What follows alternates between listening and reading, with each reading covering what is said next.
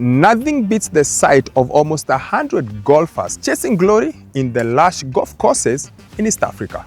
Young men and women drawn from all over the world battling it out for the official World Golf Ranking points, as well as cash prizes on offer on the Sunshine Development Tour East Africa Swing Series. The historic Royal Nairobi Golf Club was the venue for the NCBA Royal Classic tournament, which was the second of the season.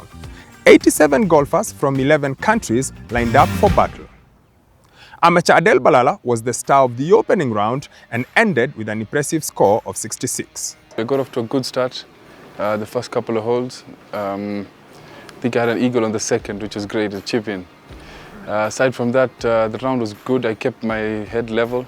Yeah, I never look at it as a professional, as an amateur. As you know, it's just a bunch of good players who've come into a tournament. Aside from that, I think that's primarily it. Not much pressure. There's a lot of people going through worse things. This pressure in sports is a myth. Behind him was a three-way tie for second place as Greg Snow, Nelson Mudanyi and Daniel Nduva all shot 67. Hit the ball nicely off the tee, especially. Been working on that a lot. I did manage to do that down in South Africa for the last couple of events. It's cost me the cut for the last couple of events. But in terms of that, yeah, I played really good. Swung the ball pretty decent and made a few putts. Just keeping the ball in play is important around here. I mean, you manage to do that and you give yourself a lot of chances for birdies. The course ain't playing that long, and yeah, so it's a key round here, I think. And obviously, if you can do that and hit greens and hold a few putts, then obviously you're going to score well this week. Veteran Ken Abuto, who was making a comeback after a long layoff, ended the day on 2 under. I can say it's a good round for me. After not playing for long, I've been away for like 7 years. So as a home course advantage, it really worked well for me. 17, what I did, I played a number 8 iron, which was like 175 yards. So for me, as an old musea, I thought that number 8 could be enough club for me. But I overshot the green, I was in the bunker, so I tried to play safe to get a bogey. England's Elliot Bradley was the highest placed foreigner in 6th place on 1 under. Then played really nicely for the next kind of 9 holes. Got it to 5 under through 10. Just slipped up a little on the back 9, the 2 par 5s. Both of them I put it in the rough, just not too far from the fairway. But the rough's quite thick around here, so just trying to get a wedge and hack it out. And even that wasn't really coming out, so it was hard work. But yeah, I played nicely overall. Some very good and some not so good. One of the hallmarks of the Sunshine Development Tour East Africa Swing Series is the capacity to attract golfers from all over the world. UK's Elliot Bradley certainly wanted a piece of the action. So I grew up playing rugby. If you asked me when I was like 13, 14, I'm going to be a professional rugby player. And then the same old, like you get injured, you kind of, rugby, and not many people carry on as they get older. Golf then like kind of took over as in my late teens, and then I was lucky where I grew up. We've got Tyrrell Hatton was in my same county squad, Eddie Pepperell was at my golf club. So I've seen 2 guys that when they turned pro, they played really well and got out on tour very quickly, and I was like, yeah, that looks fun, like I want to try and follow those guys. They're just a little bit older and I was watching them and yeah, trying to follow their footsteps. It was just after I finished university, one of my dad's friends lives near Arusha, Kili Golf there. He was working in Ethiopia and he offered for me to go stay in his place, spend a year playing golf. So I just was like, yeah, I'll go see a new part of the world and play golf for a year, that sounds good. So I did that straight out of university. I spent a year in, probably almost a year in Tanzania. I've played lots of places, Middle East, Asia, everywhere except for US really. And like the style of golf here, it's almost like the old golf courses in the UK, I would say. They're all the narrow tree lined, but it's so different with the types of grass is very different and the distance the ball goes here is very different. So there's 2 things for me, right? I want to enjoy my life and I want to travel the world and see as many places as I can. So if there's a golf tournament that's somewhere I'd like to go, then like this, then I will come. I wanted to come to visit Kenya. There was a golf tournament there, it made sense to come. But then also I always look for where is there good progression opportunities, which this has. So if you can be somewhere where you play good golf and you're going to get rewarded and you're going to be able to move forwards in your career, that's kind of what I look for. I've probably played golf in maybe 20 countries, 15, 20 I'd say. Lots around the Middle East, it's very different. They're all desert courses, so they're wide and you just hit it as hard as you can with a driver. In Africa, I played Morocco, Egypt, Tanzania, Kenya, Zimbabwe, Zambia, South Africa. Variety of different courses. I'd say the Kenyan ones are the tightest. The Kenyans have the tightest courses I've played in the world. They're so narrow. Played lots around Europe. Europe's very varied as well. Some courses are long and wide, some are much smaller and tighter. The Far East, it's much more grainy, so it's very different and the humidity is different, but it's also quite tight courses from what I've seen. The thing I want to do is I want to be able to look back when I'm like 60 and say, I gave it everything. Like I gave it everything I have or had, with the opportunities I had, gave it everything I had, and this is how far I got. Couldn't have done more. So wherever that takes, whether that's a major win or whether that's, you know, winning on this tour and that's as far as I get, I'm happy as long as I can give it everything.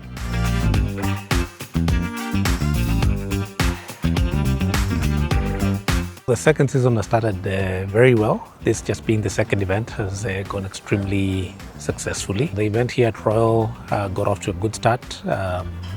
We've had a fantastic 3 days of competition, intense competition. And now we have a new winner. We're very upbeat about where we are.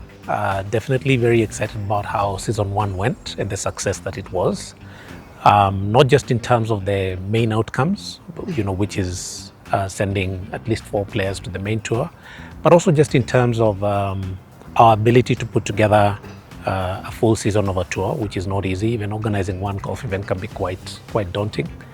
But also the buy-in from players, from partners, from sponsors, from clubs. So we're very upbeat and very excited about where we are right now, just starting this second season. The kind of turnout we're getting from very many different countries. Just this event alone had players from 11 nationalities. It tells us that there's a need. It tells us that it was the right decision to launch this tour when we did. Africa alone, if you look at the total number of countries that were represented here, a lot of those countries have a lot of good talent, a lot of good professional golfers, but not enough events, not enough tournaments for them to play. Some actually don't have any at all. So by the time players are spending their own money or having to get sponsors to support them to come and play in tours like this, far away from their countries, that tells you there's a huge gap to be filled.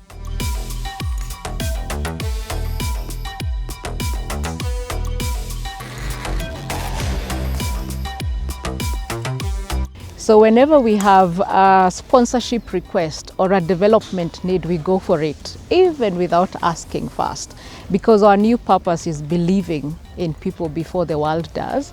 And so when we say banking on belief, we believe that golf can become a good opportunity for people to earn money, because it's very easy to sponsor sports and say, yes, our brand was seen and you know, we are now popular, we've built awareness among our customers and even our target markets. But if you ask me, and if you ask NCBA, what are we looking for? We want the golfers to get better. It's more than just our brand, because this is one of our sustainability commitments where we say we want to invest in skills, we want to invest in the future. The impact is already there, and we've already seen it in one of the biggest DP tours that comes to Kenya, which is the Magical Kenya Open, where we had our brand ambassador Njoroge Kibugu making the cut, and he did such a fantastic job representing the brand, representing the country, and showcasing that indeed we do have great talent in Kenya and in Africa. If you look at all the investments we've done, from juniors to amateurs to club golf to customer golf and now to pro golf, we needed to complete the whole development circle. Just so that you become a pro, you can earn money from it. There's been a lot of conversations on Talanta Hela, which is earning money from your talent. And working with the SDT team has been another opportunity for us to make sure that pro golf is developed in Kenya. As sponsors in the private sector, and for anyone that's investing in the game of golf, there's a lot of things that you look for before you put your money. Number one, is it well managed? So governance is important. Do they have the right structures to manage the money, to select the correct players, because they have more experience than we do? And then when it comes to the players, what type of player profiles do you have? Discipline is a big one that we look for. Is this person showing up for gym sessions? Are they playing well? Do they take a break when they need to? Do they relate well? And then finally, the values of the players. With 3 shots separating the top 7 golfers, Day 3 would witness a titanic battle for victory. Kenya's Daniel Nduva held his nerve with the level par final round to register a 2-shot victory on a total score of 3 under. He had made the worst possible start with 2 bogeys and a double bogey in the opening 9 holes, but he recovered with 5 birdies on the back 9 for the win. Feels good, especially last year I got injured, so coming back of injury, I'm happy winning again, which is dope. So I'd always say, is this fighting? You just have to fight, grind, keep yourself in it, focus. The pressure is always going to be there, but I kind of just had to overcome it. Behind Nduva was an intense battle for podium places, which ended in a 6-way tie for second place on the overall standings. Greg Snow, Celestine Sazuera, David Waku, John Lejirma, Sunday Olapade and Adele Balala all finished on a total score of 1 under. I started badly on number 1 too, but I can say I still like my game today because I really try, you know, I put in hard work. So for me to finish 1 under today, I think it's not really easy for me because I hit a lot of bad shots today. I love the way I played this week, you know. I think this is one of my best rounds so far since I've been coming to Nairobi. So I think I love it, and we have another one next week. So I just need to settle down, you know, and see what is going to happen in Vetla. The course was set up really tough. Flags were really hard to get to. But in terms of that, one bad shot on 12, lost the ball, cost me probably a playoff. But in terms of that, yeah, the game's getting there, but not quite there. A couple of loose mistakes again yesterday as well, made a 7 on number 11. But yes, just in general, it's coming, yeah. It's just been a average week. Just got to work on a few more things and hopefully get back into contention again. It was a bit of a grind. I made a few mistakes that really costed me. I mean, just 2 holes, which I really, like I said, I made some few mistakes and it ended up costing me a lot. But generally, coming on the second day, positive thing that I went back and I was able to reflect what went wrong. And I finished with a minus 3 yesterday, and today -3, which really brought me back to the leaderboard.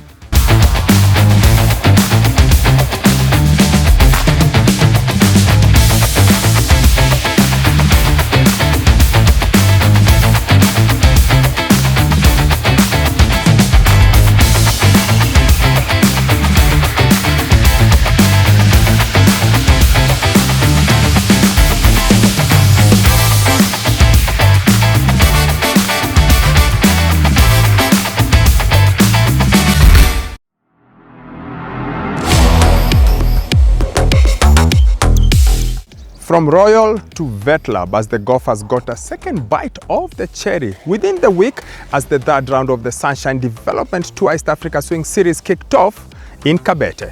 Day 1 of the Kabete Challenge belonged to Mohit Medirata, who produced a superb performance on the back 9 to end the day on a first round score of 69. It was good, it was tidy. Got off to a bit of a slow start, but after that I just kept it cool and yeah, happy with the score I've shot today. Mohit made birdies on the 11th, 14th, 15th and 17th holes for a 1-shot lead. Taimur Malik enjoyed a similar run as 3 birdies on the back 9 saw him finish the day in 2nd place. Round 1 was pretty good, hit the ball well, struggled a bit with my wedges and had a lot of birdie chances that I wasn't able to capitalize on, but still really happy with the score. This is obviously a very tough course, so 2 under is a good score. Nigerian youngster Godwin Okoko was a further shot back after playing a round of 71. Actually, it was a good feeling though, which I started pretty well, just trying to make sure I put myself in order to see how I can improve and to see if I can just maybe do better than the last weekend, the one I played at Nairobi. Naturally, I was just going smoothly when I just have a terrible drive on hole 7, which cost me a double bogey. But I just said to myself that it's not yet over. I just need to compose myself, then to see how I go. Then, luckily, I just had a birdie on 10 and 11, which does just boost up my confidence. And from there, I started chasing and saved a lot of pot.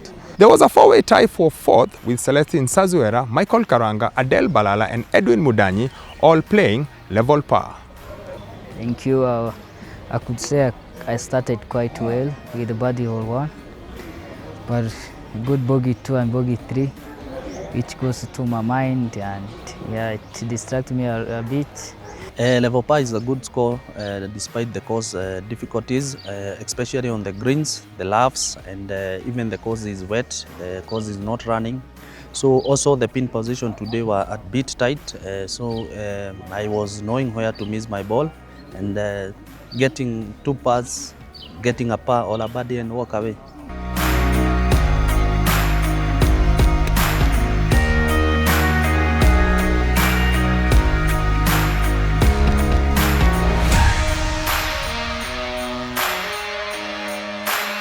The main goals of the SDT series was a pathway to international competition. It's therefore no coincidence that in only its second season, we've seen top amateurs taking the plunge into the professional side of things. Since I've turned pro, it's been an exciting journey, and I feel like it's a milestone for me. And I'll say I'm enjoying the challenge. There's a big difference, I mean, playing as an amateur, but I'll say being an amateur really taught me a lot, and us playing, the likes of the Sunshine Tour development, that has really put us in a platform that we can get a chance to match with the pros, which has really prepared me now to turn professional. And I'll say so far so good. I've really enjoyed the tournament, which has really taught me, as a golfer and as a person. Winning SDT as an amateur, that has really motivated my moral, and I mean, getting those chances to appear somewhere when I was an amateur, I mean, for me it's just being hunker of getting better and better regardless of the challenge.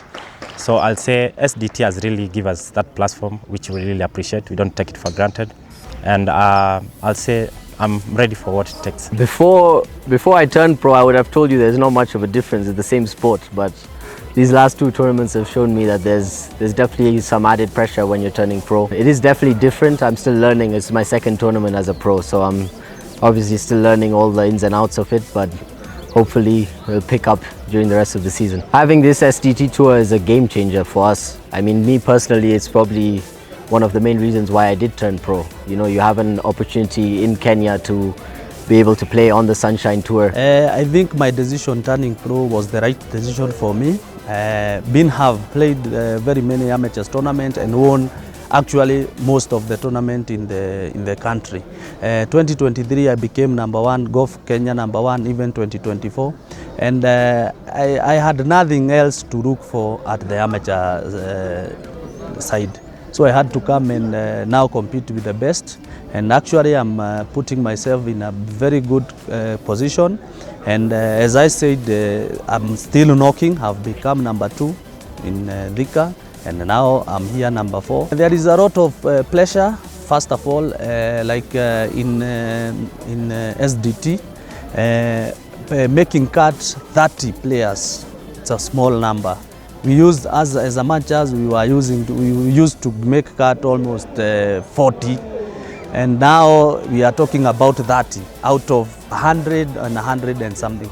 It's a serious competition. If you don't play under here, you're gonna no win. But amateurs, even you used to play 5 over, you are winning the tournament. I've never seen a pro event won by 5 under, so 5 over. So it's a serious competition. I think it is a very good pathway for us as pros to play the Sunshine Tour and to get that card. I think for amateurs, we were playing just to qualify for Kenya Open. On to the final day of competition at Betlab, where Indiza held his nerve to win the title after a thrilling battle with Edwin Mudanyi.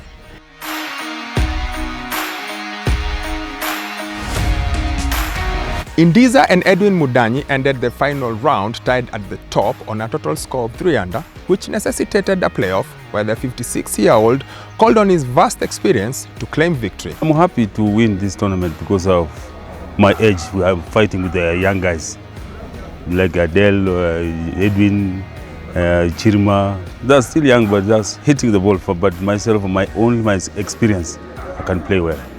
Having played well throughout the event, Mudanyi was philosophical in defeat. It's just a point that this game we never stop learning, and I mean, this is work in progress. It's a new season getting started. Such signs show that there is a will for this season. I mean, I knew either of them, either Ndiza or Karanga, was going to come up clutch in the finishing holes. So for me, I just told myself I needed to stay patient and stay in play, because the more I was in play, the more they were also a bit cautious of what's my next move. Amateur Adel Balala continued with his good form after a final round of 70, saw him finish in third place. It's been alright. Similar to my situation last week, I'm just slowly getting back the groove. But Alhamdulillah, all praises to God. I'm here and came third. I'm a bit bummed out, obviously, but because if you're not first, you're last. But on to the next one. It's not over yet. Michael Karwanga had been in contention for a podium finish, but a bogey on the 18th saw him end up fourth on a total score of 1 under. Today my off the tee was very poor, could not hit fairways, but I was getting up and downs.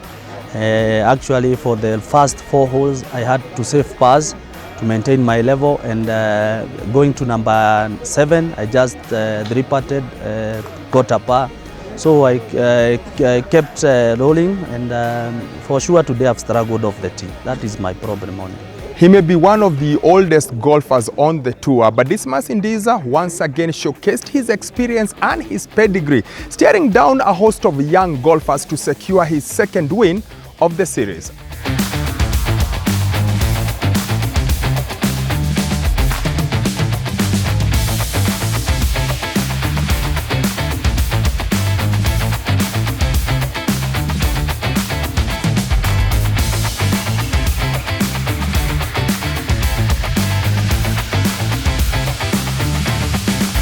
One of the hallmarks of the Sunshine Development Tour series is brotherly love. Everywhere you turn, there is a young man or woman who's been inspired by a sibling. That same case applies to Nelson and Edwin Mudanyi. For me, it's basically fraternal influence. Born in Eldoret, Dad used to work at Eldoret Golf Club. And then walking in the footsteps of my older brother, Nelson Mudanyi. He's a man who has played the game through junior golf, elite amateur, to going into academy in US, Florida, and also playing the Sunshine Tour between 2012 to 2016. So I've been following footsteps of family influence, yeah. He's a mentor in the game of golf in the sense that he's had full experience, even playing in the Sunshine Tour, and understanding the dynamics of what this game of golf needs, even in the outside, in the PGA in the US. He has had a clear picture of how things are looking. So in terms of golf mentorship, he's one of the guys that I just get to learn a lot from. And just being who he is, and the opportunity he gave me after high school of getting me a new, brand new set, and just telling me, Edwin, you have one gap year after high school.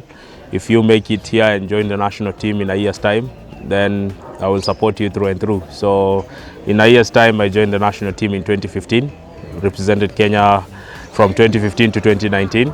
And I proved my worth, and we have been trusting the process all along. In 2017, I won the Kenya Amateur Golf Championship out of merit, and that season I had 3 wins in the season.